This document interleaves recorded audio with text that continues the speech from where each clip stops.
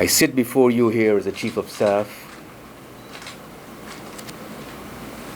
to address a matter of great urgency.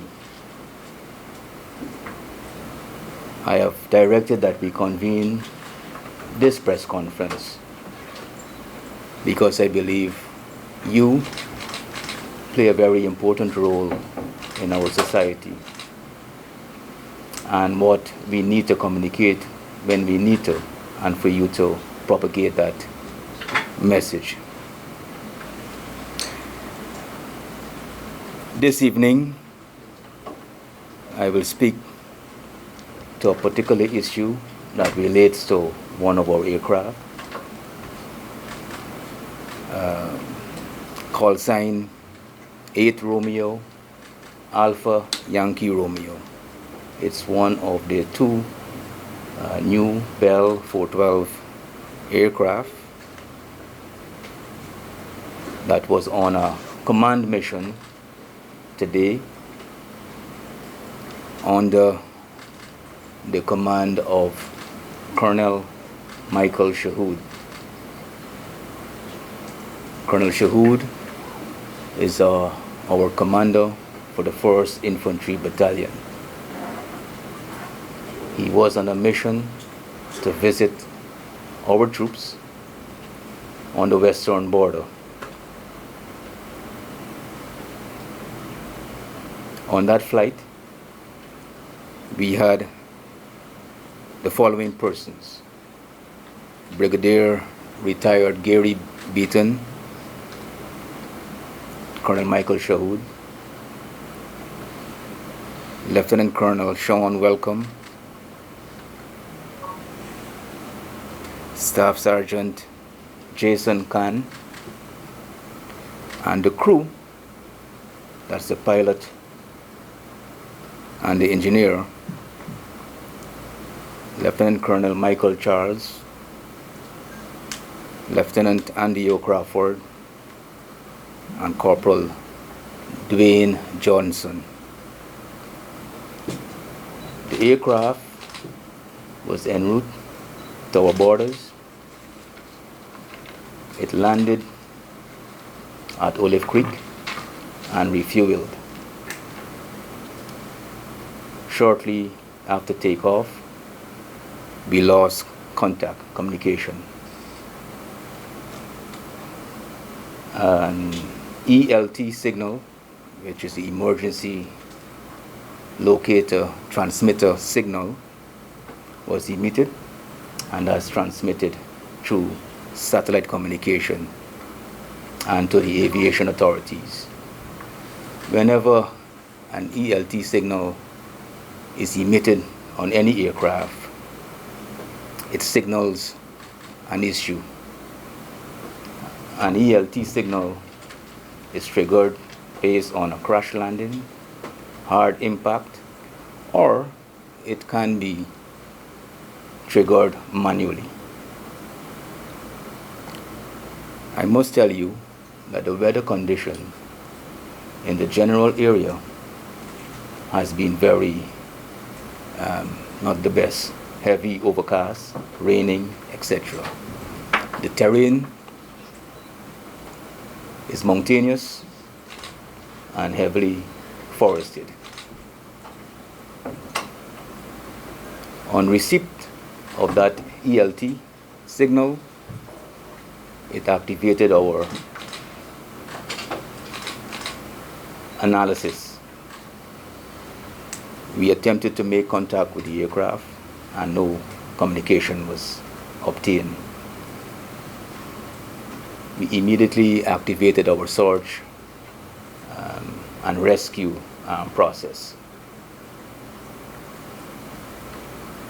This involves a number of things: coordination across our own services and also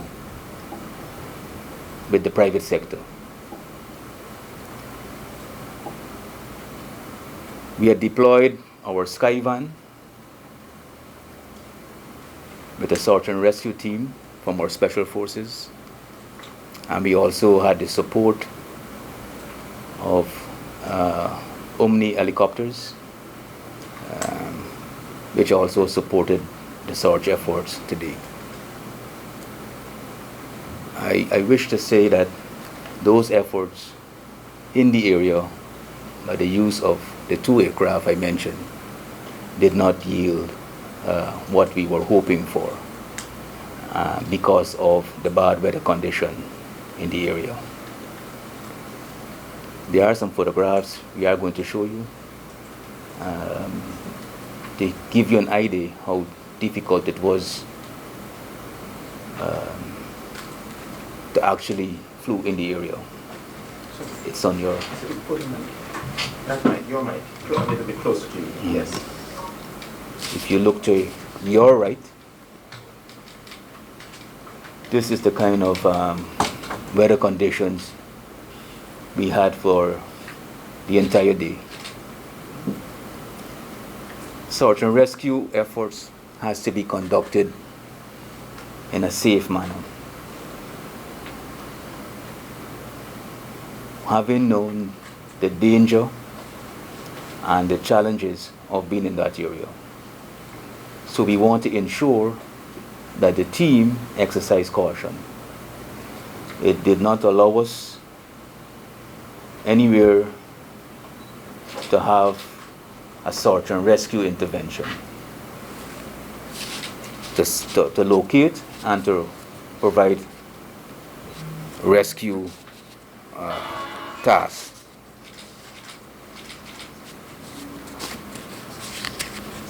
As a force, we are always concerned about the safety of our ranks, and this remains a priority for us to locate and save and secure our ranks. As the Chief of Staff, I remain optimistic on a number of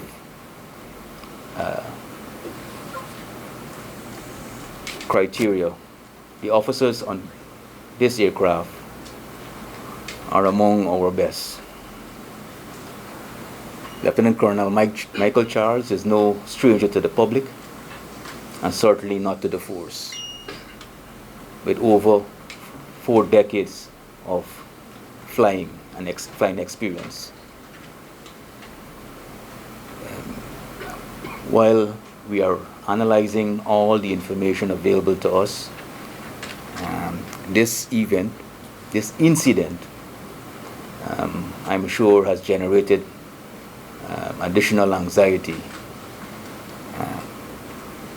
in this period that we are in. As a force, one of the obligations we have is to communicate to the relatives of the officers and ranks on that flight, which we did. And we will continue to communicate with those family members.